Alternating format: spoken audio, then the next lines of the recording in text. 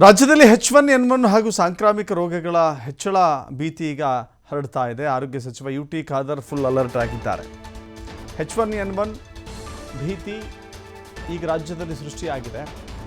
ಆರೋಗ್ಯ ಇಲಾಖೆಯ ಸಚಿವ ಯುಟಿ ಖಾದರ್ ಎಚ್ಚರಿಕೆಯ ಕ್ರಮಗಳನ್ನು ತೆಗೆದುಕೊಳ್ತಾ ಇದ್ದಾರೆ. ಇಲಾಖೆಯಿಂದ H1N1 ಪ್ರಕರಣಗಳ ಇಳಿಕೆಗೆ ಮುನ್ನೆಚ್ಚರಿಕೆ ಕ್ರಮವನ್ನು ತೆಗೆದುಕೊಳ್ಳಲಾಗಿದೆ. ಇವತ್ತು ಆರೋಗ್ಯ ಇಲಾಖೆ ಅಧಿಕಾರಿಗಳ ಜೊತೆ ಯುಟಿ ಖಾದರ್ ಸಭೆಯನ್ನು ಮಾಡ್ತಾರೆ.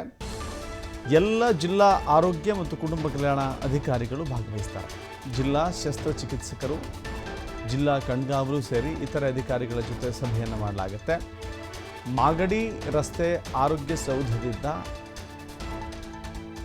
ಅಧಿಕಾರಿಗಳೊಂದಿಗೆ ವಿಡಿಯೋ ಸಂವಾದ ನಡೆಯುತ್ತೆ. ಸಾಂಕ್ರಾಮಿಕ ರೋಗಗಳ ತಡೆಗೆ ಕೈಗೊಳ್ಳಬೇಕಾದಂಥ ಕ್ರಮಗಳ ಬಗ್ಗೆ ಚರ್ಚೆಯನ್ನು ನಡೆಸಲಾಗುತ್ತೆ.